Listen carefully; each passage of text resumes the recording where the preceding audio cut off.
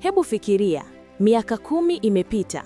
Unatazama nyuma kwenye maisha yako, safari yako ya mafanikio na makosa uliokutana nayo njiani. Kuna swali moja tu linalokupigia kelele kichwani. Je, ningeweza kufanya nini tofauti?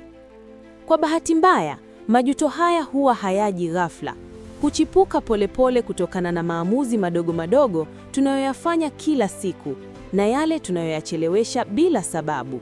Katika utafiti, mazungumzo na uchambuzi wangu, nimegundua jambo la ajabu.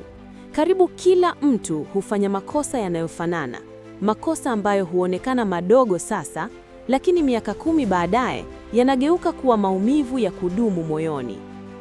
Leo nataka tukayatafakari pamoja, si kwa hofu, bali kwa ufahamu, si kwa kujilaumu, bali kwa kujiamsha kabla haijawa kuchelewa. Jambo la kwanza, kukosa ujasiri wa kufuata ndoto na malengo yako. Ndoto ndogo au kubwa zimewahi kujitokeza moyoni mwako. Kuanzisha biashara, kusafiri, kujifunza ujuzi mpya au kubadili maisha yako kabisa. Lakini mara nyingi hofu, shinikizo la jamii na wasiwasi wa kukosea hutufanya tubaki kwenye eneo la usalama. Tatizo ni kwamba eneo hili, ingawa linaonekana salama, ndilo linalozalisha majuto mengi zaidi baadaye. Miaka 10 baadaye, watu hutamani wangekuwa na ujasiri wa kuanza. Sio kwa sababu hawakuwa na uwezo, bali kwa sababu walijiruhusi kufungwa na hofu isiyoonekana. Jambo la pili, kupuuza afya, mwili na akili. Tunaiweka afya pembeni tukiamini tutaitunza baadaye. Tunajipa sababu, kazi, muda, pesa au majukumu mengi. Lakini mwili hauna pause mode. Unajibu kulingana na kile tunachokipa. Miaka kadhaa baadaye, uchovu, magonjwa sugu au msongo wa mawazo yanapotokea, ndipo tunagundua kuwa kazi, mafanikio au pesa havina maana bila mwili na akili yenye nguvu. Afya ni msingi wa kila ndoto unayotamani kutimiza. Jambo la tatu, kutotenga muda na watu tunaowapenda. Katika juhudi za kufanikiwa, mara nyingi tunasahau watu waliotupa upendo wa kwanza, familia, marafiki wa karibu au watu waliokuwa chanzo cha amani yetu.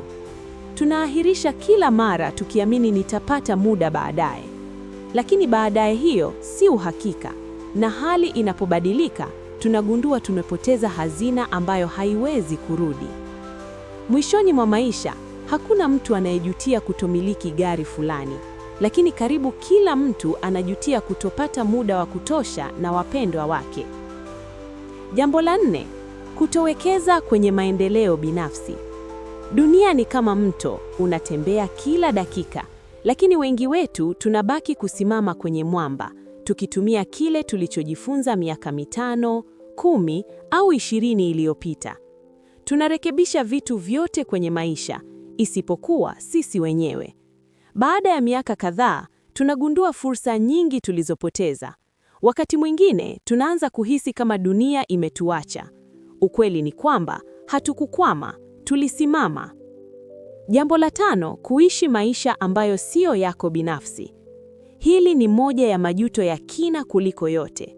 Wengi hujikuta wakifuata matarajio ya familia, marafiki, jamii au mitazamo ya kile kinachoonekana sahihi, bila kujali kama ndicho wanataka kwa moyo.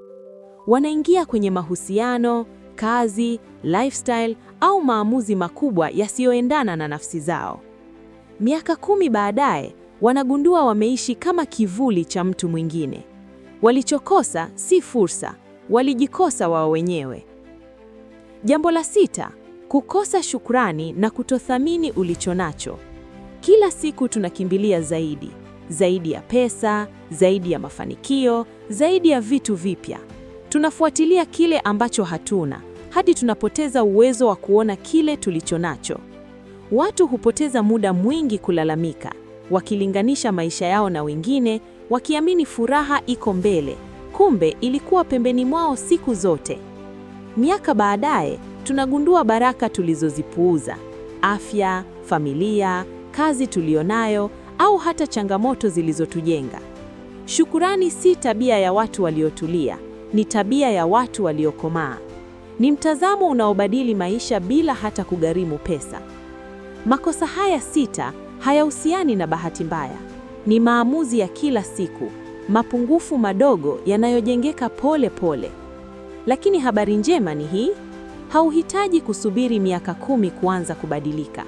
Kila wazo, kila maamuzi dogo, kila tabia ndogo unayoanza leo inaweza kugeuka kabisa maisha yako ya baadaye. Chagua jambo moja tu kati ya 6 hizi, lifanyie kazi leo. Hatua ndogo, mfululizo, zinaweza kuunda version mpya ya maisha yako, ile ambayo hutaijutia ukiifikia. Na sasa, swali muhimu, ni eneo gani kati ya haya 6 unahisi linakuumiza zaidi na unataka kulibadili kuanzia sasa?